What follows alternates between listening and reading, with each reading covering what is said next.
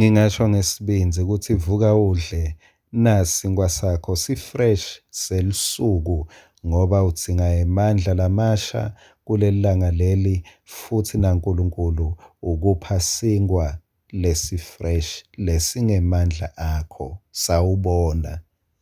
Ngicela sihlanganyele-ke encwadzini yaJohane esahluko 12 verse 1 na-2. Kwathi sekusele amalanga lasithupha kufika ilanga leliphasika, wefika Jesu eBhethani, lapho bekunaLazaru khona, lona lamvusa kulabafile. Verse 2. Base bamendela kudla khona lapho.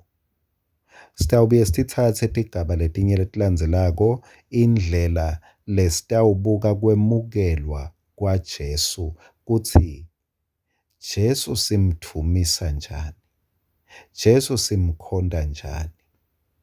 Ngifuna sibe nemcondo ukuthi Jesu kufanele simthumise emakhaya ethu, kufanele simthumise lapho sihlala khona. Angisheshe ngisho, hhayi ngekuhlabelela nje, hhayi ngekukhala kwema-ogani, hhayi singaze siyofuna abo-keyboard player batozidlalela emakhaya, hhayi kumbe ngekuphakamisa tandla.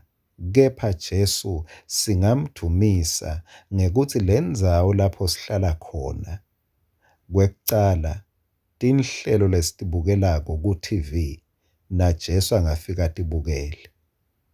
Akukho titeshi lesingabese siyatishintsha uma singeva Jesu athi ngconco. Jesu singamdumisa ngekuthi loku lesikubukelako senta kwangathi sibukela na Jesu. Futhi Jesu singamdumisa ngendlela lesikhulumisana ngayo, ngendlela lesimemetana ngayo, noma ngendlela lesikhulumela phasi ngayo. Emavi lesiwakhuluma kulomunye nakulomunye, indlela lesibitana ngayo, indlela lesekhutana ngayo. Akube yindlela lengenta Jesu ahleti lapho la sihleti khona, eve Jesu kuthi hayi cha ngikhululekile ngoba basebentisa lulwimi lwasezulwini lapho ngibuya khona. Haleluya. Indlela esikhulumisana ngayo ingamdumisa Jesu wethu.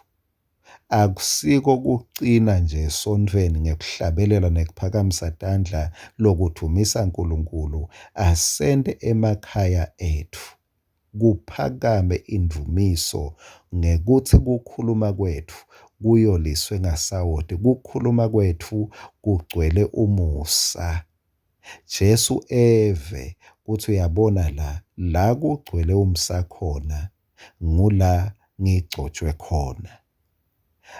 Singamdumisa Jesu emakhaya ethu, simende abe yi-unseen guest ngekuthi netincingo tethu uma angathi Jesu awungiboleke licingo lwakho, ngifuna kudlala ngalo nje li-hour. Kubede inkinga lonayo elicingweni lwakho lengenta ukuthi uthi kuJesu, ewu fanele ublockile alisebenzi. Kepha umnikede Jesu, umnike nepassword uthi Jesu khululeka, noma ngawuvula ini ngide inkinga.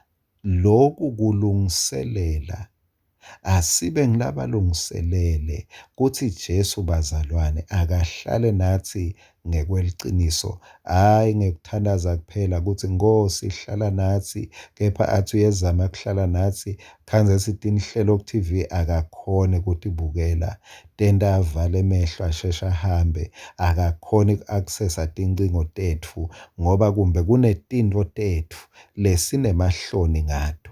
Jesu singamdumisa emakhaya ethu, singamdumisa lapho sihlala khona, mangingakhuluma ngababe namake, ngendlela esikhulumisana ngayo yekuhloniphana nekutsandzana. Indlela lengeke imende lomunye ative atenyanya, kepha indlela etawuwenta lomunye ative amnanzi, ative amcoka, ative afunwa, ative atsandwa. Loko kuyamenda Jesu ukuthi uyathi ngiyahlonishwa kuleli khaya. Labantu bakhulumisana ngendlela engibayale ngayo. Ngidiva ngingagcwala indlu la.